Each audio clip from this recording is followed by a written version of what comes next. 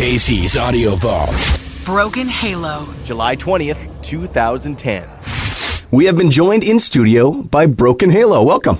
Hello. Hello. Morning. Part of the River City Rocks class of 2010. Congratulations. Thank you very much. We've got some prizes here for you. Well, not here literally, but later this summer. Manitoba Music membership, Quest Musique gift certificate, and a promo pack. So if you guys have a show you'd like us to promote for you, 7 days full of free promo. Excellent.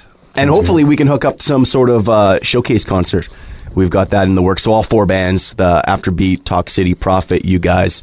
I don't want to spoil any sort of surprise for the listeners right now, but it should be pretty cool. Hopefully first week of September for that. Excellent. Great. So how long have you guys been a band for? I've heard the name over the past few years, I think. We have been a band since 2002, so 8 years. Wow. We've had some periods of inactivity in there. I moved to Calgary for 6 months. Our drummer, Kyle, who's not here, he moved to BC for a little while. So we had another friend of ours kind of fill in for him for a little while. And we've just sort of had some time where we went and just did some writing and recording and stuff, so we weren't playing around as much. And there's a couple full lengths people can pick up? We have 2 records, our first full length, and our most recent is an EP. You have a MySpace? It's myspace.com/broken-halo. But you can find the links to all that stuff on our main website. It's halomusic.net. And people can find that stuff through the power97.supernova.com one as that's well. Right. Or you can just use Google. There's no other Broken Halos out there? There was a hair metal band, wasn't there, from like the 70s or true. something like that? A music promoter found us on Facebook, and he put up some pictures in our Facebook album of the Broken Halo from the 80s. They're pretty hilarious. Straight hair metal. I think maybe we should convert to hair metal. I'm on my way. Pull up the Bedazzle kit. I think if nothing else, our music needs more rhinestones. Yeah. So what's in the works for the next step after winning River City Rocks? Are any gigs that we should be looking out for in the next few weeks? We have a couple coming up. Our next gig is out of town, actually. We're playing a show at the Royal Lake of the Woods Yacht Club. My parents have a cottage out there, and a friend of mine asked if we would come out and play a party. It's a redneck-themed party at the Royal Lake of the Woods Yacht Club. So there's a nice little dichotomy going on there. Mm-hmm. But it should be a really interesting show. So we're going to play all night, and I think we're going to get one other local band to play with us. There's going to be 2 bands and a DJ and stuff. It should be pretty fun. And then coming up in September, we're playing with a band called Jar from Vancouver. Oh, yeah. They're really cool. It's at the zoo. And that's at the zoo, September 11th. Yeah. You said you've been together for about 8 years. What was the main 3 of you here? What brought Broken Halo to become? Well, actually, I just joined about a year ago. So Kyle and them are the original members. Friends from high school, or? You want to tell the story? Yeah, sure. Go for it. At the end of my high school career, I started really, really getting interested in being into music. And so without really being able to play any instruments or anything like that, just started writing song lyrics, and those sort of turned into melodies. And then when I had enough material, I started looking for band members, went through a couple of different collaborations that didn't work out, and then went onto the internet to this place called the Musicians Network of Winnipeg. Not sure if it exists anymore, but that's how I found Jared. He had somebody post something on there that he was looking for people to start a band with. So It's actually a really cool website. Yeah. Hopefully it does still exist. I haven't been on there since, but it was really easy to find other musicians if you're looking to be in bands and stuff. It was it's kind of like a want ads, a bulletin board online. Basically. Yeah, totally. So the first night that we met up, it was me and Jared, and actually Jay Drigger, who was the original bass player for Steeplechaser. So he helped us with a little bit of production and stuff. We ended up writing a song that first night and recording it, and that's been ever since. We've been writing together, and shortly after we had our collaboration, just Jared, I guess, called up some other guys that he knew. It kind of went from there. Yeah, we started rehearsing in a church basement. Yeah, very tiny room. I had to stand in the hallway. Like, we couldn't physically fit all of our gear inside the room. So it was so bad that if I stood in the room with the microphone in hand, it was so close to the PA that everything would just be feedback. Not that it wasn't all feedback anyway, but You got a cool hallway reverb effect. that's true. Because I just Led Zeppelin used that on. I had to stand outside of the hall to sing. It was good though. And we've gone through a couple of rehearsal spaces since then. We used to rehearse at this place, it's actually just down Portage, the same place that the Weaker Thans rehearse, and a couple of other pretty prominent Winnipeg bands back in the day. Mm-hmm. Is that place still going? I wonder. I have no idea. The guy who ran it was a real character too. He would always he'd be a little tipsy when he showed up to collect the rent. Do you try and hang out with you guys? We may or may not have taken advantage of the fact that he didn't remember whether we'd paid him or not. Did I drink away the rent this month already? I don't know.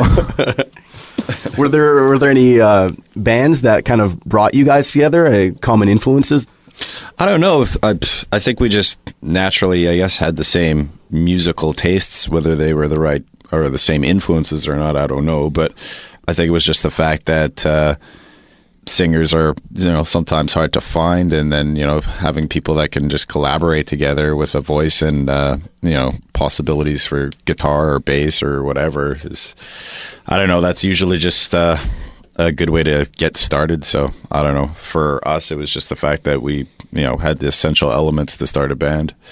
So I had a book full of lyrics, and he had a, brain full of chord progressions, and we kind of just went from there. And then obviously Kyle came into the mix, and then Devin came into the mix a little bit later on. As for the recording process, where'd you guys go through for most of the stuff? Our first record we did with Jason Gordon at Studio 11. Which was a really good process. We were really careful with those recordings, and we did it layer by layer, so drums and then bass and then guitars and then more guitars and then more guitars and then vocals and then layers of vocals on top of that. We were a little bit new at being a band at that point, so everything seemed really cool to be in the studio, and we recorded everything separate, and it wasn't very much a band thing. It was more just everyone go in, play something on this part. And then magically at the end, it's... Yeah, magically at the end, you have this this song that didn't sound very much like a band. But the new process was really cool. We went into the studio, John Paul Peters' studio. Private Ear. Private Ear, that's what it's called. And we just, I think it was within 4 days, we did, 5 songs? 5 songs. 5 songs, and we just recorded it kind of live off the floor and added it to there, and we hadn't really done that a whole lot with any other recording ideas or whatever that we had done previously. So it was really cool. Yeah, I really enjoyed the process. John Paul is an amazing producer. Fun guy to work with, too. And he's just the most optimistic person I've ever met. Always a smile on that guy's face. And he had great ideas, but mostly he sort of just let us run with it. And that was really nice, because I feel like on our new recordings that we've got a little bit more sense of cohesion due to the fact that he suggested we do live off the floor, and that we've matured to a point where we can do that.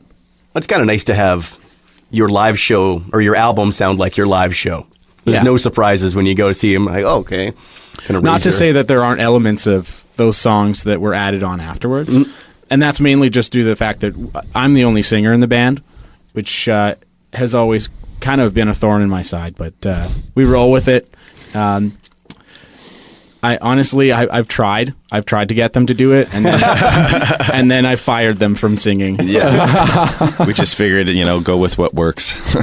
Go with what works. Yeah. So, in that respect, our live shows will be different from what you hear on the record, because it'll be just more of a raw. But I think in respect, every live show is a tad bit different than what you hear on the record. I think that's the whole point of a live show. If it wasn't different, then, what would be the point of going to see it? They would just play the CD at the concert. Yeah, exactly. Which I'm sure could be fun too. Yeah, we'll just be watching Britney Spears. Yes. Yeah, but it wouldn't be as fun. Or maybe that would be as fun. I don't know. It depends on if you really like Britney Spears. I guess. Be more would you like have to Airband. listen, or could you just watch? Because that would make a difference. Just put on a different CD and have Britney Spears up there. I would enjoy watching that. Any plans for the next recording? And you got some lyrics tucked away? We have a big library of songs to choose from that haven't been recorded. We've got some demos floating around and stuff. But we probably have 10, 15 songs that sort of have drifted in and out of our live sets that haven't been recorded properly. So yeah, absolutely. We're planning on doing more recordings. Originally, our plan with this EP was that we were going to do one block of 5 songs and then another block of 5 songs, and then sort of combine those together to make a second record. Wasn't financially feasible to do that after we finished paying off. Everyone that's ever been in a studio knows recording is somewhat of an expensive thing. So it's hard, especially when you're an independent band and not making tons of money off shows and things like that. It's hard to, put away the finances to be able to record a decent demo. So, okay, it seems like a lot of local independent bands tend to do the EP thing. Mm-hmm. Yeah. And it's nice too, because then you can do it every, maybe every year. Or you put can out an just EP. add Exactly. songs to the EP and put out a full length after that. The options are really open, which is nice. Yeah. And I mean, with digital distribution now, you don't even necessarily need to put out a record. You could just record one song every couple of months and put them out online, and that would be okay. Billy Corgan from the Smashing Pumpkins, Rush just did that too. They put out a couple songs just on the internet. And A couple years ago, Ben Folds did that too. Actually, pretty much right after iTunes came out, he really jumped on the digital distribution bandwagon and decided that he would just record. I think he recorded like 3 different EPs over the course of a year and a half or something, and then released them digitally, and then after that was all completed, amalgamated all those 3 EPs into one record. Great idea. because your fans wanted to hear the new songs as soon as they could possibly hear the new songs. Absolutely. So you can download it as they come and buy it at the end if you're the kind of person, like I'm sure a lot of people still are, you want something tangible to hold on to. Well, I mean, with the class of 2010, I mean, I guess since for the last couple of years, you guys have let go of the idea of doing a CD. Yeah, it's gone. It does. For us, we found like it was a charity disc, but we still were barely breaking even. We were losing money, but being able to donate some of it. And if you look at stats over the past few years and with downloading in iTunes, CD sales have gone way, way down. I think it's interesting that the vinyl sales have come back up, though. Yeah, That's great. It's just that just doesn't seem to make sense, but I guess it's in reaction to the digital. yeah. Because there's still a number of people that want to have something to hold and All the love the Luddites analog out there. sound. Yes, the neo-Luddites. Well, guys, congratulations. I'm glad you could drop by today, part of the River City Rocks class of 2010. Yeah, thanks very much for having us. Thank you very much. And we'll be plugging the shows this summer, and we'll let you know about the showcase a little later this fall. Sweet. All the interviews you want on iTunes and at Power97.com. Casey's Audio Vault. Casey Norman is Power 97's music director and can be heard every weekday from 2 till 6 in Winnipeg, Manitoba, Canada. Power 97 is Winnipeg's best rock.